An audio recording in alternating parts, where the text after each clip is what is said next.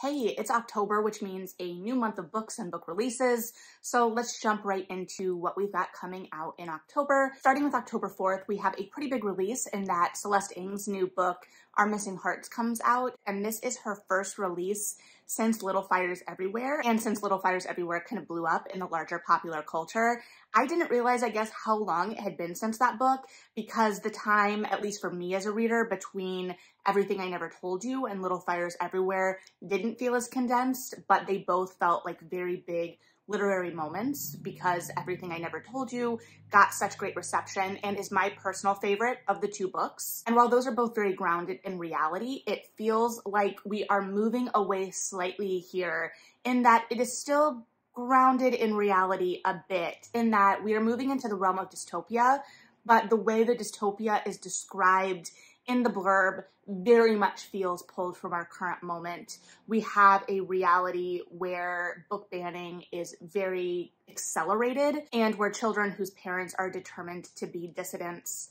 those children can be removed from those parents. And so we have a child in this book, Bird, who has never known his mother, and the blurb leads us to believe that her poetry was somehow related to that. And it talks about him going on a quest to find her, and this journey putting him in contact with the folk tales that she told him as a child, so there is some level of familiarity between the two. She has been in his life at some point in a way that he can remember her to some capacity. And it talks about how he's going to come in contact with a group of underground librarians, with children that have been taken from their parents, and definitely feels like there is a sense of quest and change and hero's journey at the center of the narrative. So I am intrigued, but also I know as a reader, I struggle with dystopias. I always have. My first dystopias were the Scott Westerfeld Ugly series, and that is kind of the beginning of dystopia popularity in YA. And I obviously, well, not obviously, I did read like The Hunger Games and Divergent, but I read The Hunger Games much later in the game than most. I read those in college when the movies first started coming out. They had already been popular, but I just didn't gravitate toward dystopias. So it was really the movie that pushed me into reading those. So when I saw that this was going to be a dystopia, I was like, I don't know exactly what this is going to be, but I'm very intrigued by the idea, especially of folklore being mentioned in the blurb and the sense of journey and quest that we've got at the heart here. I'm also very interested to see Celeste Ng move into a new realm with her work. Both Everything I Never Told You and Little Fires Everywhere were very different novels, but they felt of a similar world in many ways. They were very domestic focused, and I think in some ways this will also be domestic focused at its heart, but also I can see where all of these germs of all of these books are still interrogating similar ideas, and obviously I have not read this one yet, so I can't really speak to the depth of that beyond what I'm getting from the blurb, and we will see how accurate of a reflection of the book the blurb is. But it's definitely setting us up as readers to know that this is something much different than Little Fires Everywhere, which I think is very interesting. I think it's needed in terms of setting up the blurb, because I think Little Fires Everywhere moved to a much more general audience than a lot of books do. And so especially the thriller audiences, if they go into the next book expecting more of that traditional thriller and that structure and that familiarity, they could be very thrown by the focus of this book. So we'll see. I am intrigued. I am definitely interested in checking this out, but I may wait a second and see what people are saying about it. I jumped right into Little Fires Everywhere based on how much I loved Everything I Never Told You, and I was a bookseller at the time, so it was definitely something I needed to be immediately familiar with because it was a big name release and it was a thriller at the very height. I mean, obviously thrillers are still incredible sellers and pushing a lot of the publishing industry, but I was a bookseller just coming off of Gone Girl, at the height of Girl on the Train, like all of those thrillers. And so it definitely was of the moment while not feeling like it was written for the moment, if that makes sense. And so I guess we'll see if this ends up being similar, although it definitely feels a little bit more written for the current moment. So we'll see, but I might hold off and see what reviews are saying before I dive all the way in, especially as this definitely feels, based on the blurb, like a fall book, but I don't know if it feels like an October book to me, if that makes sense. If you've read this book, I would be very interested to hear your thoughts on it for sure. And then we've got what I believe is a debut, and I have been seeing this around a decent amount, though I haven't seen any reviews or in-depth analysis of it or thoughts on it, and that could just be also that I haven't been staying around for those thoughts because I do know I want to read it. And that is Jackal by Erin E. Adams. And this is a book about a young woman, a young Black woman, who goes back to her predominantly white Rust Belt town for a wedding. And she's not looking forward to going back to this town. She's not looking forward to the memories that she has of this town resurfacing. She's not looking forward to the conversations she's going to be having in this town, but she wants to support this friend. And then the daughter of this friend goes missing. And in this disappearance and search, Liz remembers a tragic event in her own past here where a young Black woman had gone missing during a party in the woods and was later found with her chest cavity ripped open. And that is a very visceral image, and that is a very visceral image offered to us by the blurb. And so a pattern begins to emerge, and Liz is able to trace a bunch of disappearances of young girls in the woods over the years, and they are all young Black girls. And so they are racing against the clock of this young girl, Caroline, going missing and the evil of the forest creeping closer. And so I think all of this sets up just a really compelling horror novel. I, as a reader, am going to be very interested to see if we're exploring more supernatural or human horrors and where they stem from. And it may be that the supernatural horrors stem from the human horrors. I think that this book is going to be pulling on a lot of history and current reality to tell a really charged story, and I will be interested to see if it falls more in horror or thriller. I think that it may be a bleeding of the two, but I can also tell that it's going to have something important to say at the heart of it, and the cover is stunning. So I am definitely intrigued by this book. I already have a hold on it, and I am eager to get my hands on it. Speaking of eager to get my hands on, the next book I already have a pre-order on, and that is The Night Ship by Jess Kidd. This is her first book since Things in Jars, which I guess was a couple years ago now. Jess Kidd is a favorite among one of my book clubs. Like, if anyone is going to get us to read something in hardcover, it may be this book, because the way that Kidd writes ghosts is so good. I actually, at my last book club, was like, I really hope this book has ghosts though. What if it doesn't have ghosts? But we're dealing with two timelines here. So in 1629, we have a young girl who has been orphaned and is on a ship, and it talks about her adventures above and below deck and her search for this mythical monster at this age where mythical monsters could be lurking in a sea, which, I mean, we still don't really know what's lurking in the sea, so who knows? And then the more contemporary timeline takes place in 1989, and a young boy is sent off the coast of Western Australia to live amongst this fishing community, and he hears the story of an infamous shipwreck. So me and my book club have hopes of ghosts yet. But between himself and Things in Jars, which are the two that I've read, and admittedly both have ghosts in some capacity, but they are very different books, and so this is going to be a very different thing. But I am eager to see how ghosts may weave in, and either way we've got this idea of the mythical weaving in with this idea potentially of a sea monster in the historical timeline, and maybe we'll get really, really lucky and get both. But I'm very excited for this book. I have been eagerly anticipating Jess Kidd's next release since Things in Jars. I believe there may be a children's book in the UK that has come out since that hasn't been released in the US to my knowledge. Please correct me if I'm wrong, or let me know if you know anything about this. I know that I think I've seen the book when browsing Waterstones, probably when getting my Amari special editions, but I didn't order it at the time because I thought we were going to get a release and I haven't seen anything. All that to say, I think that also has ghosts, and I would assume it kind of goes back to a more like dialogue ghost era. And I used to love those kinds of fun ghost stories when I was a young reader, a middle grade reader. So I would be very, very interested to read that as well. So yeah, but in the meantime, we are getting The Night Ship, and I am very excited. As I said, I already have a pre-order on this one, so hopefully we'll be reporting back soonish on it. Then we have Such Sharp Teeth by Rachel Harrison. This is the author of last year's Jackal, which I admittedly have not read, but know was very popular, especially as we were seeing a kind of resurgence of witchy romances at the time, which I think has carried into this year, which is very exciting. And this seems to be a werewolf romance. And I'm very intrigued by it based on the copy of the blurb, because it talks about a young woman kind of reluctantly, again, going back to a small town, and she gets into an accident where she hits something with her car, and when she gets out to investigate, she's attacked, which, as we can assume, is what leads to any werewolf activity. And so she starts experiencing these changes and has to kind of come to terms with it. But the blurb talks about it being a darkly comedic love story. So one, I'm intrigued because there's no like real setup of the love story in the blurb.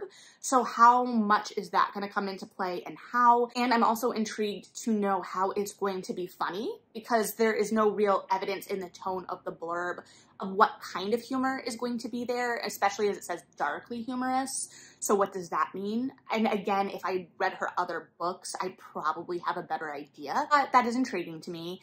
And then just kind of the setup of a young woman reluctantly moving back to her hometown and then going through this change, this metamorphosis of sorts, and what the symbolism of that may be. So I'm intrigued, and if you've read Jackal and have strong opinions on whether or not I should prioritize this based on your reading of that book, I would be interested in hearing that, because my TBR is very long right now, as I think all of ours is. And I would appreciate some help kind of knowing where amongst all of the books I want to read we should maybe place this, and should I try to get to it this October. So let me know. And then we have Malice House by Megan Shepherd.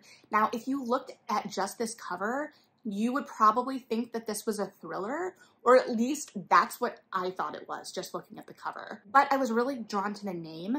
I have mentioned Megan Shepherd before in relation to her trilogy that was a kind of young adult retelling of The Island of Dr. Moreau. I'm pretty sure, I know I mentioned it in The Daughter of Dr. Moreau by Sylvia Moreno Garcia. I maybe mentioned it when I was talking about Anatomy by Dana Schwartz. So when I saw her name attached to a cover that looked very thriller to me, I was like, wait, what is this? I am intrigued. I am still intrigued, but it is not a thriller to my reading. Rather, we have a young woman, an aspiring artist, going to clean the home of her late father, and her late father was a Pulitzer-winning author. And instead of work in that kind of vein, she finds something called Bedtime Stories for Monsters. And she gets the idea to illustrate these stories, and it being a kind of collaboration between her and her late father. And I definitely got the sense of it being something like a scary stories to tell in the dark kind of thing. But there's larger interest being shown in these stories by a literary salon in town, by a barista slash forger, by whoever is breaking into this house. And then these monsters start to appear. And I am a sucker for stories with monsters, and monsters kind of appearing, whether it be the woods and the liminal space of the woods, or kind of coming out of stories and that act of creation. And we've definitely seen some books and stories of this nature in the young adult space, but this does feel like it's going to be taking a new kind of bend on it. I am intrigued by the idea that it does seem like it's an adult title to everything I've seen about it, that it's going to be dealing with this kind of eclectic cast of characters, and also just the idea that the book is titled Malice House. So I think the house is going to be a little bit more central than the blurb leads us to believe, or at least that's what I would think based on the title, or maybe it's just a misleading title. I guess we'll find out, but I'm intrigued by this one for sure. And I kind of had to remind myself, because I'd forgotten, I'd put it on my list of books I'm interested in, and I went back to it and I'm like, why did I put this thriller on here? There's usually something else going on for me to be drawn to a thriller, at least lately. And then I read the blurb and I was like, oh right, so I definitely have my eye on this one. And then I don't have anything written down for October 11th. And admittedly, maybe I haven't done as thorough a dive this month, but all the books I'm talking about are ones that are on my radar and I'm excited about. I guess I don't have anything on my radar for the 11th, or I have grossly missed something. So let me know if there's anything on the 11th that you're like, Melody, you definitely forgot this. We know that you would be interested in this. What were you thinking? Or maybe it's just that, you know, publishing is a slightly slower in October, not much, but slightly. But I have multiple titles every other day, so it feels like it's probably an oversight on my part. Either way, let's go ahead to the 18th. And the first book I have on the 18th is not spooky, but it is Partners in Crime by Alicia Ray. This is her first new romance in a second since she finished her last series, or at least it feels like it's been a second.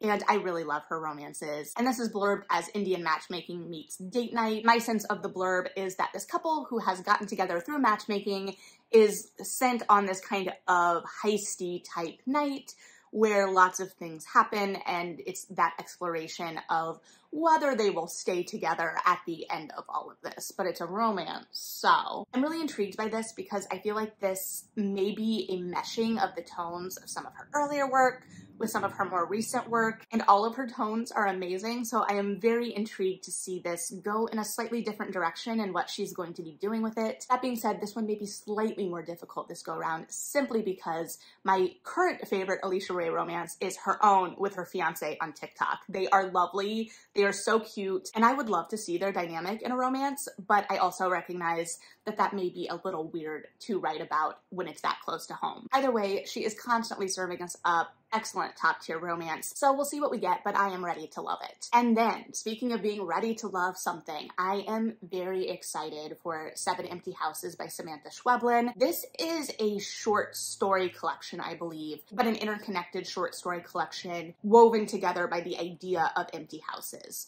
But as the blurb says, even though these houses are empty, are devoid of something, stealing that language directly from the blurb, something manages to creep back in, whether it be a ghost, trespassers, an argument. So it seems to set these stories up perfectly. I love the idea that they're interconnected. The previous short story collection I read from her, Mouthful of Birds, is some of my favorite work.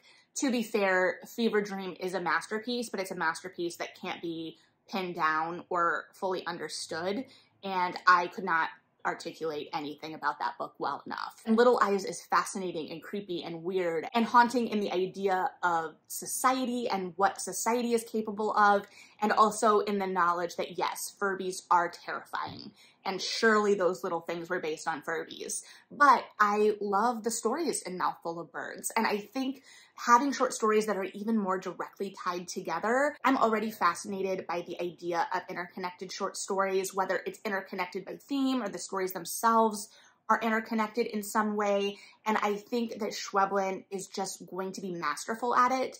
The blurb did indicate that this is the collection that really burst her onto the scene, and I haven't been paying close enough attention, I guess, to what work gets translated when, and so to know the trajectory of her writing and the timeline of things, because it does seem like it's getting translated out of order, which I can understand, but also like trying to get a sense of the build of Schweblin as a writer and her kind of vision and work. I need to go back and kind of look more closely at that. This is also being translated by Megan McDowell, who is the translator for all of Schweblin's previous work that I've read, to my knowledge, I believe, and also Mariana Enriquez, and I believe she is also translating Mariana Enriquez's release novel next year. So while I am not nearly versed enough in translation, at this point, I guess I can say I am a fan of her translations, or at least I'm a fan enough of Schweblin and Enriquez that I know that translation is a partnership to a certain degree, and that if I can be connecting to the work that much in English, that McDowell has done something correct. So very excited for this one, and ultimately to see how weird they get. And we are getting a twofer in terms of, well, hopefully weird short stories on the 18th, because we are also getting a new, I believe new George Saunders collection, Liberation Day. And I love George Saunders as a writer, but I am not familiar with his entire backlist. So I have read and loved and reread Lincoln in the Bardo, and I have read 10th of December, though it's been a second. I've read Fox 8, but he is so masterful at the punch of a short story. Even with Lincoln in the Bardo, even though it's a full novel, it has the instinct of short storytelling in that it is precise, it is focused, it has the heart, it has the drive, but it knows the importance of language, and it knows how to utilize the least amount of language for the most impact. It knows when to use a little bit and when to use a lot, and how that can say different things about character or draw different pictures. It's just, there is an expertise there that comes through, and I got in the Lincoln and the Bardo arc line at BEA 2016 by chance. I was intrigued. I knew it was going to be a big release and it sounded interesting, and I love historical fiction. And I don't think I was ready, or I didn't anticipate, because at the time I hadn't read any George Saunders, just how much that book was going to impact me. So I'm very excited to see what he continues to bring to short fiction and what these short stories look like, especially as I have read more short stories. I do not consider myself an expert on short stories by any means. I don't consider myself an expert on anything by any means, but I have definitely gotten into short fiction and short stories post-college. So I guess that's been a decade of short story reading now. So I guess that's not insignificant. But yeah, there are a lot of short story collections that have come out this year I have been excited for and haven't gotten to. So I might just need to do a big sweep of all of my anticipated short story collections, because I do think that there have been a lot of good collections released this year, and some I've even missed talking about but have picked up since, whether from the library or whatnot. But yeah, these are two I'm very excited for, and I think will be perfectly positioned for the fall, especially because I believe to some extent they will both be pulling on the weird. And the weird in short stories is where my heart truly lies. So if you've been looking for some good short stories, I think either of those collections, without having read them, will be an excellent place to go for October. And then we've got Night of the Raven, Dawn of the Dove by Rati Mehrotra. I don't actually know much about this one, except that I have seen one particular bookseller, and I am blanking on who, raving about this on TikTok and talking about how this is masterful young adult fantasy. And I love masterful young adult fantasy, and I feel like I haven't really been pulled in to young adult fantasy for a second. I haven't been reading as widely in young adult fantasy for a second. And so to my reading of the blurb, this involves a protagonist, Katyani, who has always known her destiny is to be an advisor and a protector of the crown prince. And by setting out that destiny, I, as a reader, and the blurb leads me to believe, have an assumption that that destiny is going to become complicated in some way. And then we have Lavender House by Lev A.C. Rosen. I have not read any of this author's previous books, but I believe his, or one of his biggest books, is Camp. At least that's the cover I recognize. I look at that cover and I'm like, oh right, I know that book. I just haven't read it. And this is being pitched as a historical queer kind of Knives Out. And so we start in the 50s with the death of this soap matriarch, and they live in Lavender House, this estate that is isolated, and it offers protection to those living inside by allowing them to be who they are. However, they are worried that this isolation is now offering protection for a murderer amidst their ranks. And so the widow of the deceased matriarch hires Andy to help investigate. And Andy has been recently let go from the police force for being caught up in a raid on a gay bar. And so going to this place, he is initially besotted by the freedom and safety that seem to be offered here. But he is here to solve a potential murder, and there are secrets that will slowly unravel. So while this one definitely feels more mystery and thriller than supernatural, I am very compelled by both the queer themes and historical setting, but also the setting, this house, all that it represents. I guess we're gonna have to add weird, potentially haunted, maybe even if that haunting is only by secrets, houses, to settings I love, along with the woods and forests and those liminal spaces. I don't know. We're going to keep our eye on it. And then we have The Whispering Dark by Kelly Andrew. I just happened across this book while kind of browsing October releases, so I don't really know much about this book or the author, but it does look like it is coming out through Scholastic, and reading the blurb, this is 100% something I would have picked up at a Scholastic book fair. It deals with a young woman who has been accepted to a really prestigious program that is training students to slip between parallel worlds, but her time at this institution gets off to a bad start in that they are not really willing to make accommodations for her deafness. And then she is thrown into the orbit of another student, Colton, who has been told to stay away from Delaney. Delaney may be hearing voices. Colton maybe died when he was a child and knew Delaney from that incident. and this is a kind of reconnection of sorts. I'm not really sure, but that idea of parallel worlds, hearing voices, definitely something I would have picked up at a Scholastic book fair back in the day, and definitely something I'm still interested in now. So I will keep my eye out for this one, and hopefully I will hear some more about it, because I haven't really heard anything beyond stumbling across the fact that it comes out this month and reading the blurb and being like, yeah, that sounds great. Which, I mean, that is book discovery. And keeping that discovery going, let's move on to the 28th and talk about Strike the Zither by Joan He. This is the start of a trilogy, I believe, and is her first release since last year's The Ones We're Meant to Find, which was much more like a sci-fi type book. This seems to be going back to Descendants of the Crane, which I admittedly haven't finished. I started it, was due back at the library before I could get it finished, and then all the stuff with the publisher went down, and I wasn't sure how to best ethically consume the book, which I guess would have been the library still. But regardless, I'm excited about this new book. It also lists an illustrator, so I'm excited to see what that's going to mean, whether it's just chapter illustrations, which are great,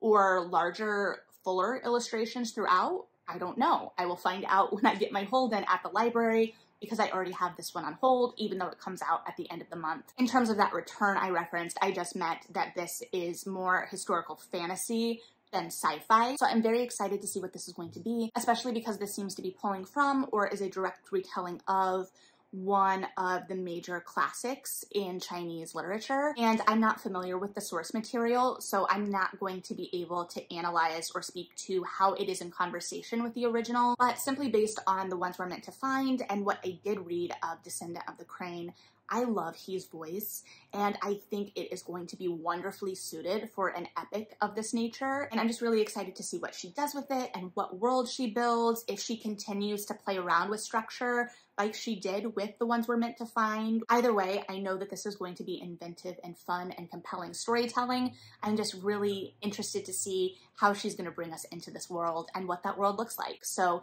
excited for this one for sure. And then we have Sign Here by Claudia Lux, which is a debut and admittedly came onto my radar because I believe it is a book of the month pick, but it says it is about a character who works in hell and is darkly humorous. So I am admittedly projecting some of the pop culture that makes me as a person who I am onto this, in that I used to love the movie HE Double Hockey Sticks with Will Friedle, and I get a sense that maybe it's going to be a similar kind of thing. And then also with the humor, I don't know if it's going to be the same kind of Christopher Moore type of humor, because I've talked about that type of humor before.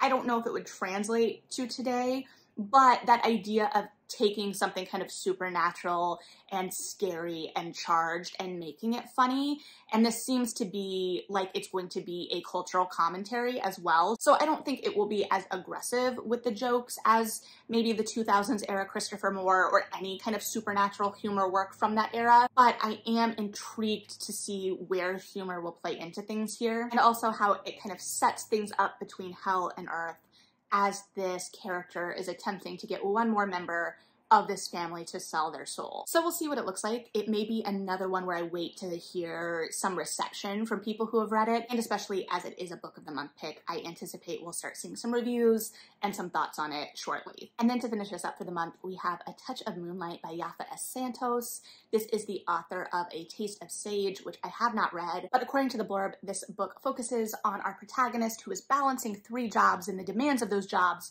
the demands of taking care of her family, and also hiding the fact that she is a ciguapa, a mythical creature of Dominican folklore. And I love folklore and mythical creatures, and I am not familiar with the folklore around the ciguapa, so I'm really excited to get to explore that through following Laurimar's journey, especially as the blurb seems to talk about this book being about kind of finding your place in the world. So that is October. While I sat down thinking this was going to be a more condensed, shorter, more direct month, I have managed to talk about this at length and to Babylon as usual. So thanks for hanging out with me if you have gotten this far. I would love to hear your thoughts on any of these books, any books I may have missed. Let me know what you're looking forward to. If you've read any of these that I'm kind of like, let me know about, please let me know. Either way, thanks for hanging out.